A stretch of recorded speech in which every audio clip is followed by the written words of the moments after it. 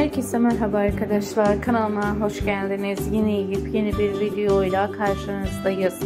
Esaret dizisinin oyuncuları Cenk Torun ve Nevin Torun'dan yepyeni görüntüler geldi. Esaret dizisi final kararı alsa da yine oyuncularımız sosyal medyada yepyeni paylaşımlar yapıyor.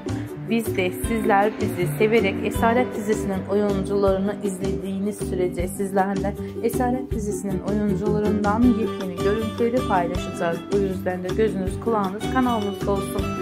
Eğer Esaret dizisinin oyuncuları Mahsine Marabat ve Cenk Torun'un yepyeni görüntülerini görmek istiyorsanız da videomuzu sona kadar izleyip ve beğeni yapmayı, videomuzu arkadaşlarınızla paylaşmayı unutmayın. Bir sonraki videomuzda görüşürüz. Hoşça kalın, iyi seyirler, sağlıkla kalın, mutlu kalın.